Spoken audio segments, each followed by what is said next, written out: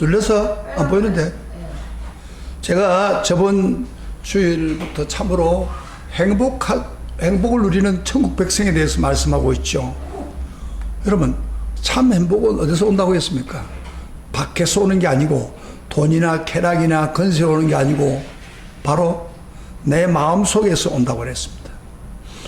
우리가 거듭난 성도들이 하나님 앞에 서 있는 바로 마음의 자세에서부터 온다는 겁니다. 그러면 어떤 마음의 자세에서 행복이 온다고 했습니까? 두 가지를 제가 했는데, 첫 번째로 마음이 가난한 자는 복이 있나니 천국이 저희 것이라고 했습니다. 마음이 가난하다는 것은 마음이가 막 거지가 되어가지고 한시도 하나님 없이는 살 수 없다고 하는 마음, 그 마음에 천국을 느끼게 해줍니다. 그리고 마음이 진짜 가난하고 거지같이 생각되는 사람은 항상 자기 뒤에 대해서 애통한다고 그랬습니다. 애통하는 자는 복이 있나니 저희가 위로를 받았겠는데, 우리가 자기 죄에 대해서 애통할 때 참으로 즉각적으로 하늘의 위로가 오는 것입니다. 바로 이게 행복입니다. 아멘. 자, 그러면은 오늘은 제가 행복을 주는 천국 백성의 마음에 대해서 세 가지만 더 이야기하겠습니다. 그리고 다음 주일에 제가 세 가지를 더 이야기하겠습니다. 첫 번째, 오늘 우리에게 행복을 주는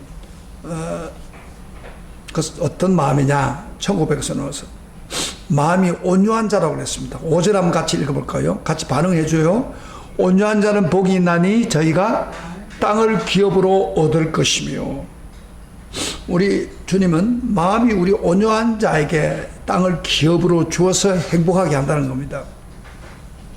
여러분, 정말 일반적으로 생각할 때 이 말씀이 이해가 잘 안 되죠. 오히려 땅을 얻는 사람은 세상에 뭐예요? 어떤 사람이에요?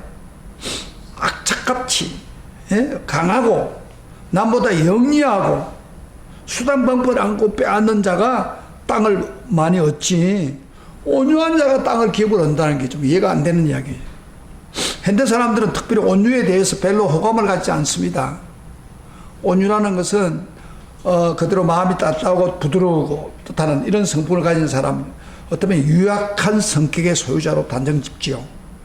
성격이 부드러워 남에게 싫은 소리 한마디도 제대로 못하는 사람, 무기력한 사람, 우유부단한 사람, 남이 나에게 어떤 일을 맡겨도 책임지지도 못하는 사람, 어떤 때는 비굴하고 굽슬거리는 사람에게 굽슬거리는 사람을 바로 온유한 자라고 생각합니다. 그래서 현대인들은 온유하는 것을 그렇게 좋아하지 않습니다. 그런데 여기서 우리 주님은 온유한다는 자는, 온유한 자는 바로 땅을 기업으로 얻는다고 할 때, 주님이 말씀하는 온유한다는 말은 무슨 의미냐? 정확한 의미는 헬라 말로 프라우스라는 말인데, 이 말은 선천적으로 타고난 부드러운 성격을 이야기하는 것은 절대 아닙니다. 야생마를 길들여 온순하게 만든 의미로 온유함을 말합니다. 길들인 온유함입니다.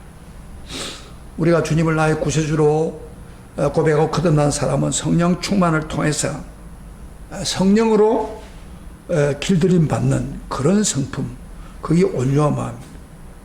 우리 인간은 누구에게나 어떤 충동을 받으면 야생마처럼 난폭해지기 쉬운 그런 성품이 우리 속에 있습니다. 그런데 이게 폭발하면 굉장히 무서운 일을 벌이죠. 사람은 누구나 가지고 있습니다. 그런데 이 온유는 우리 속에서는 성령께서 이런 난폭한 성품을 통제하시고 균형을 잡아서 온유하게 만드는 것입니다.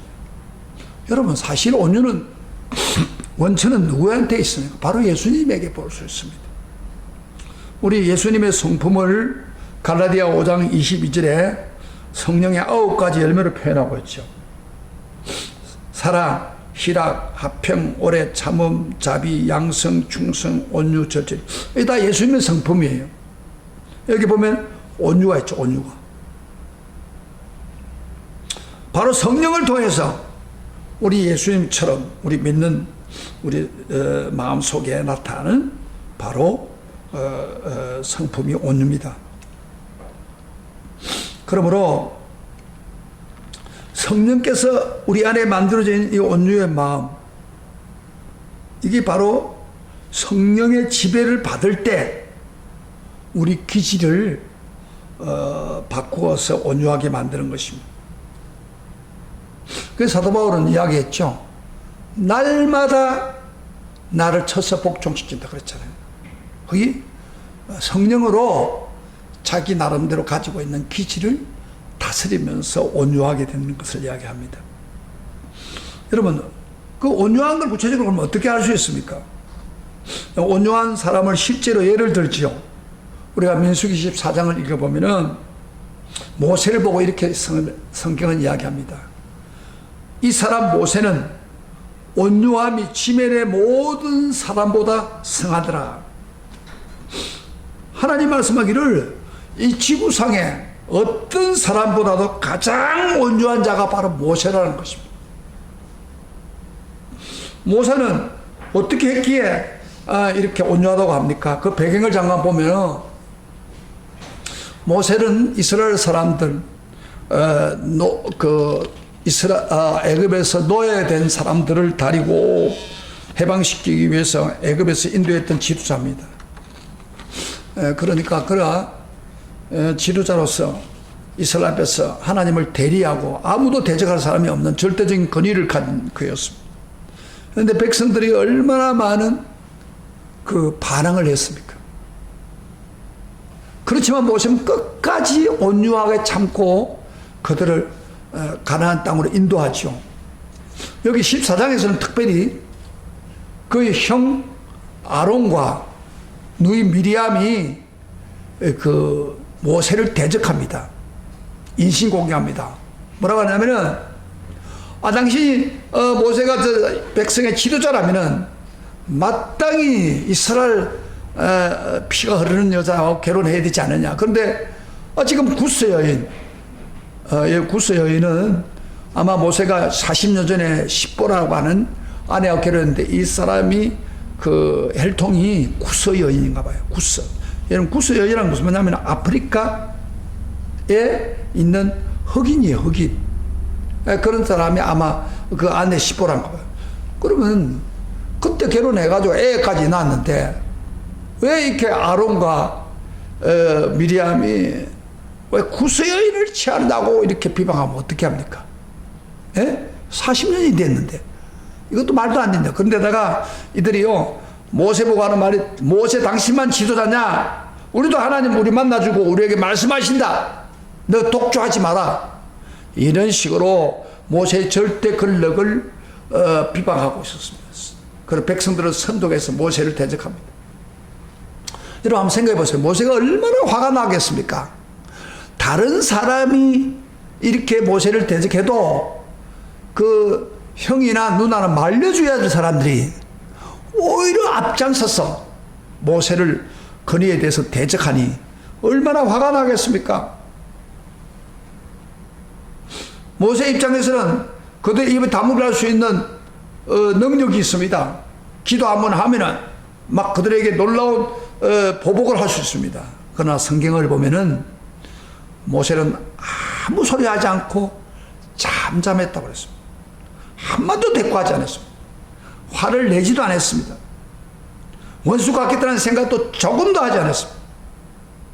여러분 오히려요 하나님이 나중에 구름 가운데 나타나가지고 그 모세를 세우면서 미디암을 문둥이로 쳤습니다.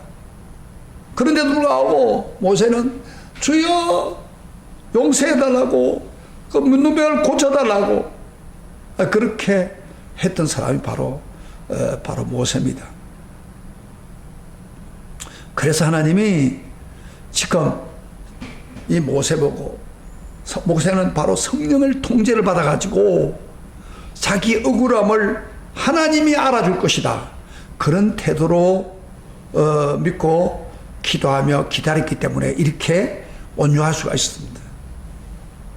하나님이 알아주는 걸 믿고 화와 분노를 억제하며 나가는 자세, 이게 바로 온유입니다. 그래서 베드로전서 2장에 보면 그런 이야기 맞죠. 2장 19절에 베드로가 너희가 부당하게 고난을 받아도 하나님을 생각함으로 슬픔을 참으면 이런 아름다우니 죄가 있음 배를 맞고 맞은 무슨 칭찬이 있으리요. 그러나 선을 행함으로 고난을 받고 참으면 하나님 앞에서 아름답다. 우리가 억울한 일을 당할 때 하나님이 알아주겠다, 하나님이 알아준다 하는 마음을 가지고 끝까지 참는 게 바로 온유입니다. 이런 사람을 볼 때 하나님은 아름답다고 그렇게 말씀하고 있잖아요.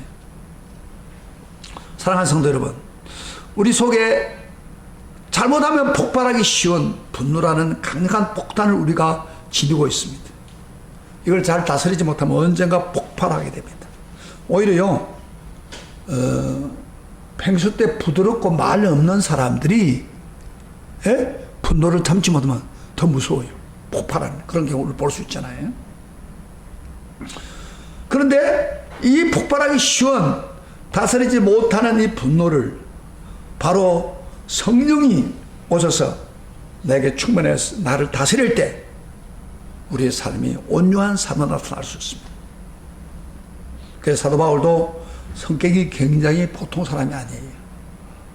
그러나 그가 날마다 쳐서 나를 복종시킨다, 성령을 통해서 나를 복종시킨다고 그렇게 말씀하고 있잖아요. 사실 온유한 삶은 바로 예수님이 우리에게 모범을 보여줬죠. 예수님이 얘기했죠. 나는 온유하고 겸손하니 나의 멍에를 메고 배우라. 예수님은요 정말 온유한 삶을 살았습니다. 우리 예수님은 흔들리는 갈대도 꺾을 수 있지만 꺾지 않고 했고, 꺼져가는 불을 버릴 수도 있는데도 예수님이 힘이 냈지만은 불지 않았다는 거예요. 조용히 기다렸어요. 바로 우리 예수님이 온유하신 샘플입니다. 그런데 예수님은요 온유한 자가 어떤 복을 준다고 했습니까? 땅을 기업으로 주겠다. 무슨 이야기입니까? 이 세상에 살면서 하나님이 이 세상에 살 때 복을 주겠다. 총이나 무력으로 빼앗는 게 아니라 하나님이 축복으로 땅을 유업을 주겠다는 것입니다. 하나님 주신 유산을 말합니다. 온유한 사람이 우리의 삶을 살면은 하나님이 하여튼 어떤 방법을 통해서라도 역사하는 것을 우리가 볼 수 있잖아요. 저는 참 지금도 기억나는데, 제가 사택이 없었어요. 사택의 전세로 가지고 다녔던 그런 때 있잖아요. 예? 그게 뭐 애들이 나이가 많아지고 하니까 저 애들이 방이 없단 말이에요. 애 따라서요. 그런데 하나님 어느 날 나를 불쌍히 봐가지고 전세금을 찾으러 다녔다가 그 주인이 그 집을 꼭 팔아야 되기 때문에 전세금에서 1, 2천만 원 더 올려가지고 사라 그렇게 이야기하더라고요. 난 생각도 못했어. 근데 우리 교인들하고 언론했더니 교인들이 이걸 목사님 사야죠. 그래서 사택이 줍니다. 하나님이 사택을 허락하는 것은 하나님 선물을 주면 되더라고요. 그러니까 우리가 온유하기만 하면은 하나님이 땅을 기업으로 주십니다. 내가 막 발버둥을 치고 막 힘을 다해서 발버둥을 쳤다고 해서 하나님 주는 게 아니잖아요. 온유한 사람 되시길 축복합니다. 아멘. 그리고 온유한 땅을 기업으로 받는 게 행복한 거예요. 세상에서 잘 되기를 원합니까? 온유하세요. 그 다음에 두 번째로 천국 백성으로서의 행복을 누리는 사람, 두 번째로 6절을 읽어봅시다. 다 같이. 의에 줄이고 목마른 자들은 복이 있나니 저희가 배부를 것이요. 먹을 것과 마실 것에 목마른 게 아니고 의에 대해서 목마른 자가 복이 있다고 그랬습니다. 여러분요, 우리 사람은 육신의 몸을 음식으로 채우고 물로 채워야 살아갑니다. 그런데 우리 영혼은 음식과 물로 채울 수 없습니다.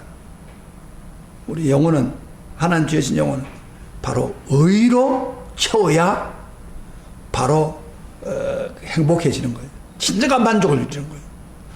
여러분요, 우리는 동물이 아닙니다. 짐승이 아닙니다. 그저 돼지가 아닙니다. 먹을 것만 주면 행복한 게 아니에요.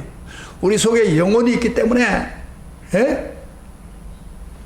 영혼 속에 그 만족하는 그게 있어야 행복합니다. 의 때문에 만족이. 요새 너무 육체에 너무 만족을 많이 누리다가 배가 나오고 막 그러는데 더 중요한 것은 의로 채워줘야 돼. 의에 줄이고 목마른 사람은 배부를 것이다. 이 말은 무슨 말입니까? 우리 영혼이 하나님 주시는 영원한 만족과 영원한 평안과 영원한 충족감으로 배부를 것이다. 그런 이야기입니다. 이게 바로 진정한 행복이요. 영원한 만족을 이루고 행복에 산다 그럽니다. 여기 줄이고 할 때 배고프다가 하는 그 자체의 원어 성경에 보면은 페이나이라는 말입니다. 이 말은 무슨 말이냐면은 약한 시장기가 있다, 배고프다, 그게 아니라 막 굶주린 상태를 이야기합니다. 의에 대해서 굶주려야 된다. 그 말이에요. 여러분 마치 여러분요 지금 북한에서 많이 탈북을 하잖아요. 탈북하는데 왜 이유가 뭐예요? 그 사람들 다 이야기 들어보면 뭐예요? 굶어 죽는 거 먹을 게 없는 거예요. 그러니까 생명 다해서 두 명 가면 건너고 잡혀가지고 죽을지라도 그들이 온다. 이게 저 굶주린 사람이에요. 이 목마른다는 또 단어도요, 딥사워라는 말인데, 땀을 흘리고 물을 마시는 그런 정도가 아니라 목이 말라서 견딜 수가 없는 순간입니다. 제가 지금도 기억나는데, 하사훈련을 받을 때 군장에 막 그 많은 군장을 지고 막 수십 킬로를 걸으면서 하는데 수통에 물이 다 떨어져 버렸어요. 여름인데 목마를 견딜 수가 없어요. 그럴 때 이제 잠깐 쉬는 순간에 지금도 기억나는데 또랑물에 그 더러운 물이 좀 흐르고 있어요. 그런데 같이 가던 사람들이 거기 문제가 아닙니다. 너무 목이 많으니까 막 짐승처럼 막 가서 입을 벌려가지고 먹었던 기억이 납니다. 저도요 뛰어갔는데 다른 사람이 먹어버려서 제가 못했어요. 마시지 못했어요. 체면이 없습니다. 그게 목마른다는 거예요. 예, 의에 대해서 이렇게 배고프고 목마른 사람 바로 배부른다 그 말이에요. 여기 의라는 것은 무슨 말입니까? 의라는 것. 의는 반드시 하나님 관계에서 옵니다. 성경의 의라는 것은 하나님 뜻과 일치하게 행하는 것, 하나님의 뜻에 맞춰 사는 삶, 그걸 의라고 합니다. 하나님 뜻에 일치하지 않은 삶은 의가 아니고 불이라고 그러죠. 자, 그러면 하나님 뜻에 우리가 먼저 알아야 돼요. 하나님 뜻이 무엇인가? 하나님 뜻을 알아야 하나님 뜻에 맞춰가서 어렵게 살 거 아닙니까? 성경에 하나님 뜻을 이렇게 성경을 말합니다. 여러분 성경 한번 찾아봤어요. 다 찾아봤어요. 에베소서 5장 15절부터 18절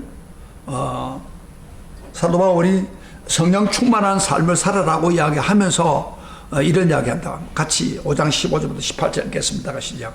그런저 너희가 어떻게 행할지를 자세히 주의하여 지혜 없는 자 같이 하지 말고 오직 지혜 있는 자 같이 하여 세월을 아끼라. 때가 악하니라. 지혜로운 사람들아 말이야. 그러면서 그러므로 어리석은 때가 되지 말고 오직 주의 뜻이 무엇인가 이해하라. 주의 뜻이 무엇인가를 이해 먼저 해라 그 말이에요. 그러면서 그 다음에 9절에 18절에 술 취하지 말라. 이는 방탕한 것이니 오직 성령으로 충만받으라. 성경에 보면요 이걸 병행구절이라고 합니다. 주의 뜻이 무엇인가 이해하라. 그래놓고 오직 성령 충만을 받아라. 다시 말하면 주의 뜻은 무엇인가를 바로 이해하는 것은 뭐요? 바로 성령 충만을 받는 것이다. 그런 이야기입니다. 여러분 바로 성령이 우리에게 충만해 오면은 이 성령께서 역사를 해가지고 하나님의 뜻을 가르쳐준다. 깨우쳐주고 그 뜻을 따라가도록 한다. 그런 이야기입니다. 때를 따라 성령께서 말씀하고 기억나게 해서 하나님 음성을 듣고 하나님 뜻을 깨닫게 한다는 겁니다. 오늘날 우리에게 지금 의에 주는 게 구체적인 무엇입니까? 바로 그러니까 성령 충만입니다. 성령이 충만하면은 성령이 우리에게 오셔가지고 우리가 어떤 뜻을, 우리가 가는 길을 잘 모를 때 깨우친단 말이에요. 깨우쳐주고, 바로 가르치고, 그래서 바로 의의 길로 가게 하는 거예요. 여러분, 하나님 뜻은 성령을 통해서 알 수밖에 없습니다. 그런데 우리가 성령에 대한 이야기가 나왔는데 한번 봅시다. 여러분, 성령 충만도요, 그만 성령 충만 주지 않습니다. 우리는 수련회에서 경험해 봤잖아요. 그만 성령 주세요 하면 성령 주지 않습니다. 호순절날에도 뭐요, 10일이 지난 후에 전혀 기도에 힘쓰고 난 후에 성령을 부어주었습니다. 우리도 수련회 할 때 첫날부터 받지 않아요. 간절히 사모하고 절적인 순간에 하나님을 끝까지 사모하는 사람에게 성령을 부어준 것을 볼 수 있잖아요. 그래서 어떤 사람은 사모하는 기도는 어떤 거냐, 성령이 역사하는 기도는 어떤 거냐, 로켓과 같다. 로켓. 여러분 로켓 아죠? 우리가 영혼이 육신의 제약에 갇혀 있어서 우리 영혼이 벗어나는 게 어렵습니다. 그럴 때 로켓을 쏘아 올리면, 간절하게 로켓을 쏘아 올리면 우리 영이 움직여서 은혜와 보좌 앞으로 달려가니까 그때 성령께서 초자연적인 능력으로 역사하는 것입니다. 이것이 바로 여기서 말하는 의를 사모하는 마음입니다. 이 강력한 추신적인 로켓이 바로 우리 간절한 성령을 사모하는 것입니다. 그래서 성령은요, 아무에게 주지 않아요. 이렇게 의에 줄이고 목마른 자 할 때 하나님이 성령을 부어서 행복하게 만들고 바른 관계를 갖게 됩니다. 그럼 이 시점에서 한마디 하겠습니다. 근데 우리가 수련회 가서 성령 충만했어요. 그런데 지금 계속 충만하느냐? 그건 아니다 말이에요. 근데 이게 원래 뜻에 보면은 성령 충만을 왜 그러면 계속 충만하지 못하느냐? 여기에 의에 줄이고 목마른 사람 배부를 것이라고 했는데, 이 배부르는 항상 미래 분사형입니다. 미래 분사형이라는 것은 무슨 말이냐면 계속 배부를 것이다, 그렇게 이야기합니다. 계속 배부르다. 그런데 그러면 어떻게 하면 계속 배부르냐? 의에 대해서 굶주리고 줄이는 이 말도 현재 분사입니다. 현재 분사는 것은 현재 헬라 말에는 현재를 현재 분사형으로 씁니다. 그러면 분사란 무슨 말이에요? 계속 굶주리고 계속 줄이고 그렇게 하면 계속 배부를 것이다. 우리가요, 은혜를 계속 한 번 받고 성령 충만 받고 됐다 끝나버리니까 그 다음에 사모하지 않아요. 그래서 성령의 역사가 계속 우리에게 역사하지 않습니다. 그리고 항상 행복하지 못해요. 배부르지 못해요. 근데 성경은 우리에게 말하기를 계속해서 우리가 줄이고, 성령에 대해 줄이고 목마르고 계속해서 성령의 지배를 받으려고 하면은 성령께서 계속해서 우리를 배부르게 해준다, 그런 이야기입니다. 할렐루야, 아멘. 이 축복을 지금 이야기하고, 우리 예수님이 사마리아 여인에게 할 때도 그런 이야기를 했죠. 성령에 대한 이야기를 하다가 예수님이 이렇게 했죠. 예수께서 대답하여 가르치되 이 물을 먹는 자마다 다시 목마르니와 내가 주는 물을 먹는 자는 영원히 목마르지 아니하리니. 영원히 목마르지 않는다고 했어요. 나의 주를 먹는 그 속에 영생하도 솟아나는 샘물이 되리라. 여러분, 영원히 목마르지 않는다, 계속해서 솟아난다 그러는데, 이게 바로 성령을 계속 사모하면은 계속해서 샘물이 흘러서 넘치게 된다 이 말이에요. 우리 예수님이 직접 요한복음 7장에도 그랬죠. 누구든지 목마르거든 내게 와서 마시라. 그 배에 생수의 강이 흘러나리라. 그 마시라는 말도 분사형입니다. 계속 마시면은 그 배에 생수의 강이 계속 흐르리라. 할렐루야. 그러니까 한 번 성령 충만 받고 오늘 한국 크리스찬들은 개념으로 끝나버리는 게 참 안타까운 거예요. 계속 우리는 의에 줄이고 목말아야 됩니다. 계속 성령을 사모해야 됩니다. 할렐루야. 그러면 계속 충만해집니다. 저는 오늘 금요일이기 때문에 저번 며칠 전에 금요일에 추석 명절이잖아요. 이제 뭐 저는 명절 오면은 그 교회에 행하는 일, 이거 좀 흐트러진단 말이에요. 그래서 금요일 날 우리가 계속 기도하니까 기도해야 되겠는데, 아마 교인들은 거의 안 왔어요. 또 온다고 해놓고 못 오고 상황이. 저는 저하고 집사람은 애들하고 같이 식사하고 난 후에 바로 차를 타고 교회로 왔습니다. 뭐 누가 보지도 않았지만. 왜 왔느냐? 계속 성령을 사모하기 때문에. 그래서 30분 동안 영어 성경 듣고 30분 간절하게 성령 충만을 위해서 기도했더니 계속해서 성령이 나에게 역사하셔서 만족해지는 걸 느낄 수가 있었습니다. 그래서 우리가요, 여기 사모한다는 말 굉장히 중요합니다. 성령을 간절하게 정말로 계속해서 목마름으로 사모하면 계속해서 배부를 것이요. 할렐루야. 아멘. 그런 축복이 있기를 주의 이름으로 축원합니다. 아멘. 그러면 행복할 수밖에 없어요. 항상 행복할 수 있어요. 한 번으로 행복을 끝나는 게 아닙니다.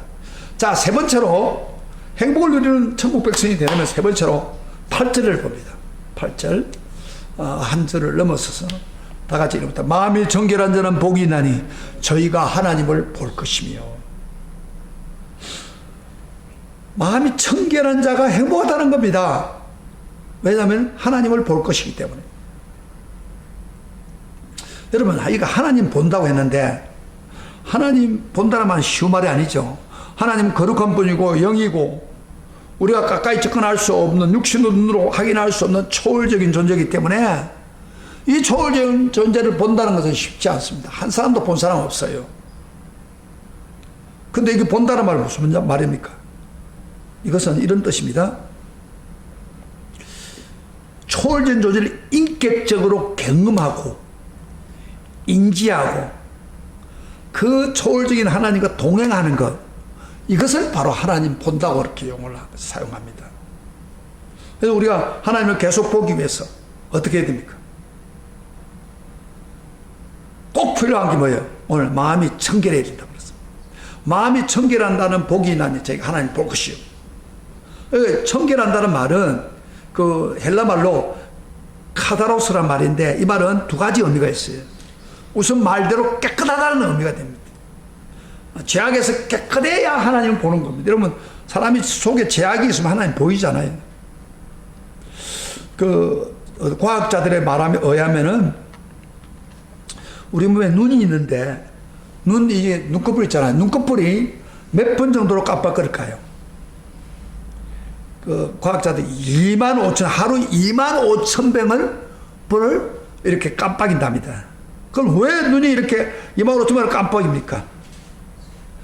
깜빡이면서 눈물샘이 나오게 해가지고 그 액체가 나와가지고 안구를 깨끗이 씻는다는 겁니다. 먼지가 들어와도 깜빡이면서 샘물이 나오면서 씻어준다 이 말이에요. 그러니까 사람 잘 볼 수가 있다는 거예요. 이 청결한 말이 그런 의미예요. 여러분, 청결하다 그 말은 마치 우리 눈을 깨끗하게 하는 것처럼 우리 마음의 죄악 깨끗하게 유지해서 깨끗한 마음으로 하나님을 보게 된다는 겁니다.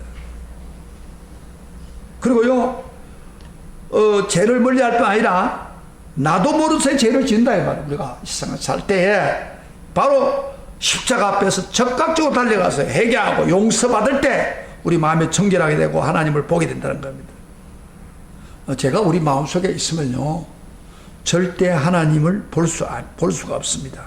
그걸 우리가 체험적으로 알 수 있지만, 여러분, 남을 미워하고 여러분 남을 미워하면 마음이 침침해지고 하나님이 점점 흐려집니다. 아마 얼마 전에 성령 충만 받아도 내가 미워하는 마음이 내 마음에 있으면 하나님이 흐려집니다. 상대방을 용서 못하는 정오의 마음이 불길이 타오르면 우리 마음 눈은 어두워집니다. 극적으로 안 보입니다. 음욕을 마음에 품고 있으면 더러워서 하나님 보이지 않습니다. 심지어 사소한 거짓말 하나도 하면 마음이 더러워져서 하나님을 안 보입니다. 볼 수가 없습니다. 그래서 마음을 정결할 때에 하나님을 보이고 하나님을 인지하고 하나님을 체험하게 되는 것입니다. 노벨 문학상을 탄 프랑스 모리악이라는 사람이 유명한 문학가인데, 이 사람이 평소 때 자기 몸속에 독사처럼 꿈틀거리는 올라오는 성적인 욕망 때문에 아주 고통을 당했습니다. 다행히 그는 예수를 믿고 문학적 재질이 있기 때문에 그 예수를 믿으면서 십자가를 붙들고 싸우고 그 욕정과 싸우면서 문학 작품을 성화시켜서 그게 바로 노벨 문학상을 탄 겁니다. 이 사람이 그런 말을 했어요.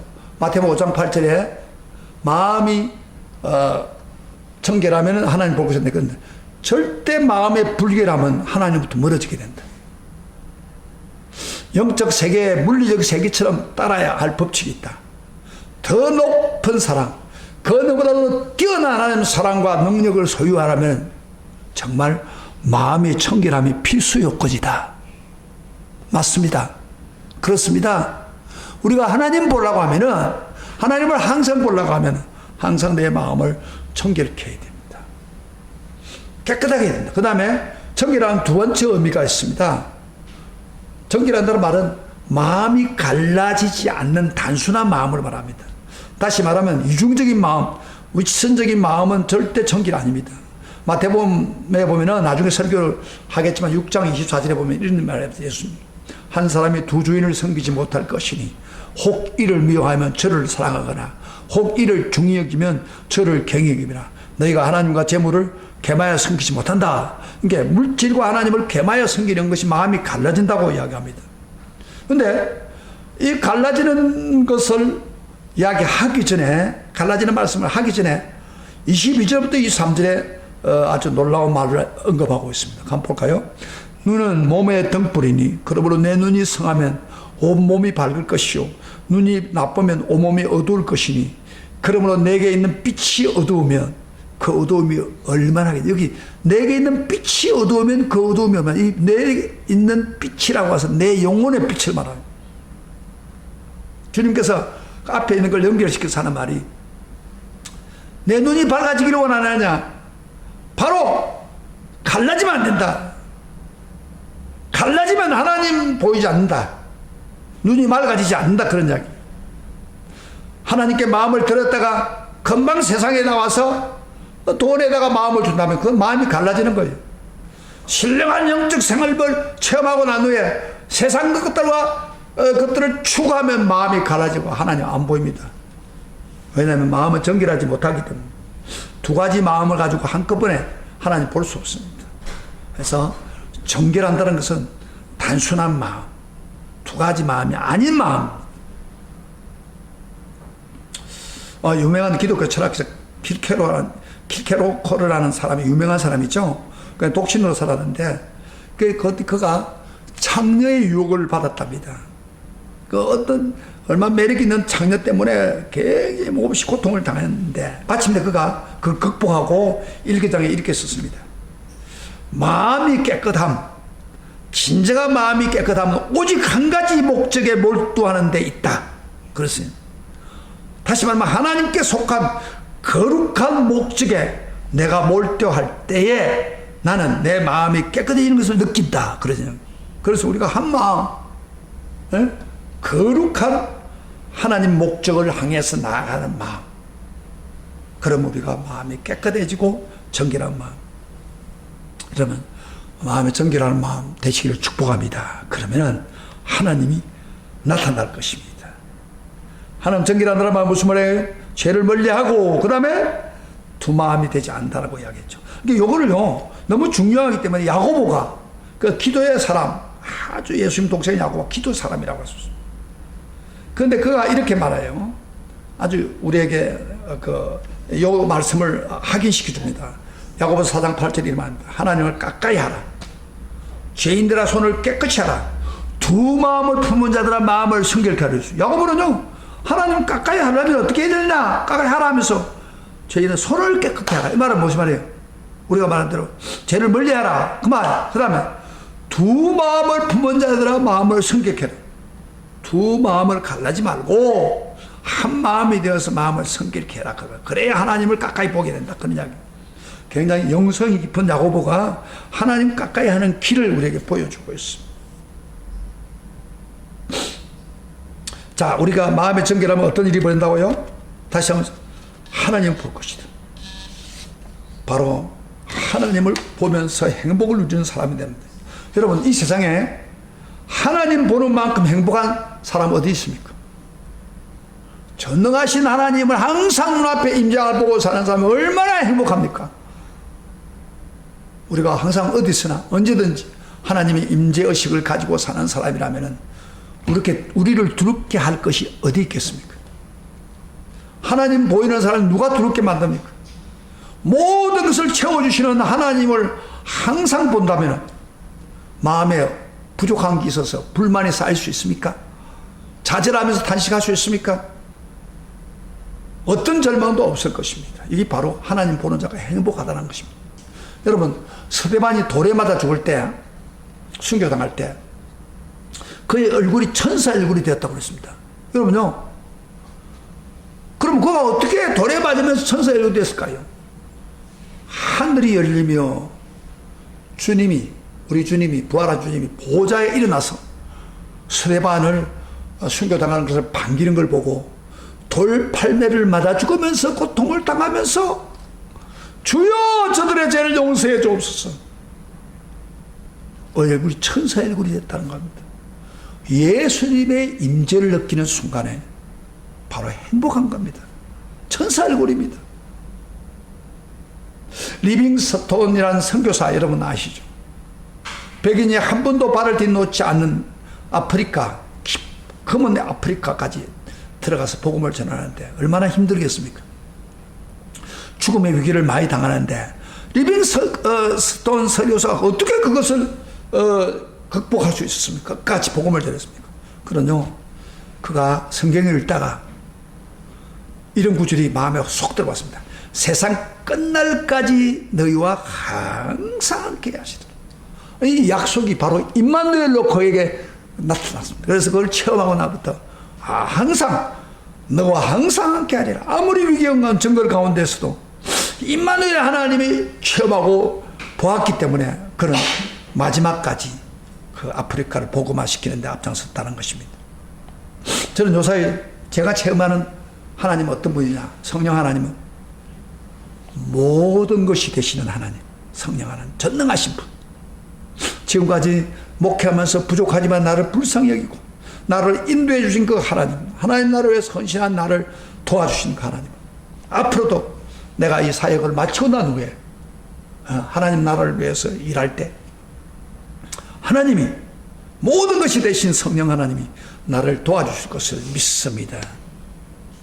사랑하는 성도 여러분, 왜 우리가 날마다 비참해집니까? 거룩한 하나님 보이지 않기 때문에. 왜 날마다 힘을 잃고 주저앉고 비참한 상태에 있습니까?